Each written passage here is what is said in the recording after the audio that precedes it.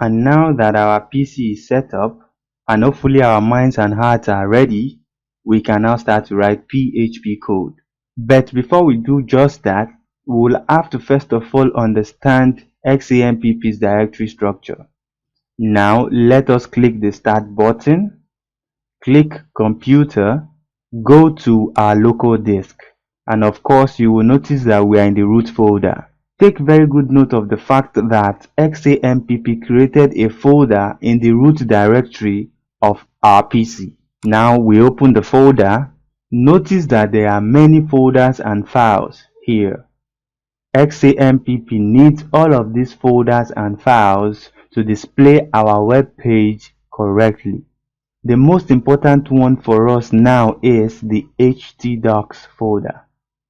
And this is because every web page we create will reside inside this folder. So anytime we create our web page, we save it right inside this folder. You might not understand this, but I promise you'll get it clearer in the next few minutes. Now it's time for us to open our XAMPP control panel. So at this point, remember we have to start Apache and MySQL. So we'll just minimize this so that the control panel can be doing its work on the background. Now it's time for us to open our web browser.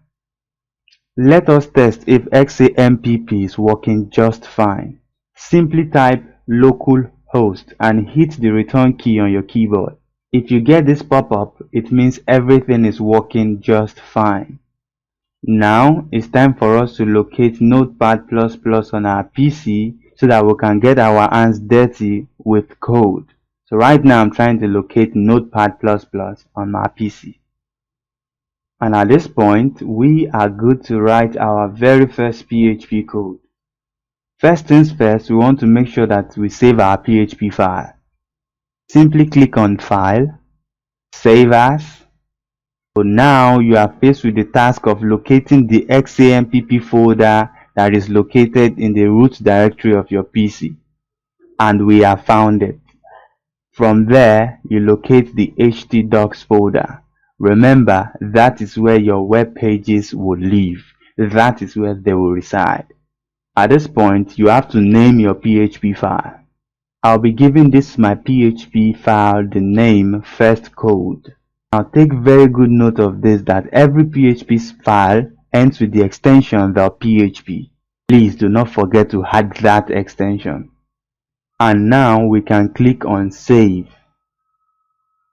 Now it's time for us to type our PHP tag. If you are wondering just how it looks like, this is it that I'm typing right now. The PHP tag. And this is our PHP tag. Everything that falls in between is interpreted as PHP code.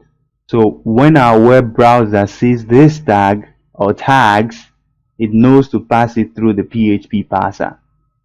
Now let us type our very first PHP command. Now just type this. Don't mind that you don't know what it means yet.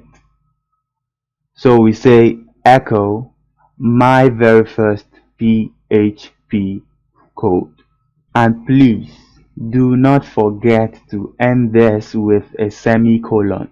Once we have done this, we have written our very first PHP code. Let's save this. And once that is done, I would like to take Notepad++ a little to this side and also bring our browser a little to this side, so you can see the effect of the code directly in your browser on the same screen. So how do we get this done? Simply type localhost in your address bar / the name of your PHP file. In this case, it is firstcode.php. As I hit the return key, you notice that we get the result of the code we just wrote. So I say congratulations, we have written our very first PHP code. In the next video tutorial, I'll be introducing a few more PHP concepts to you. See you in the next video tutorial.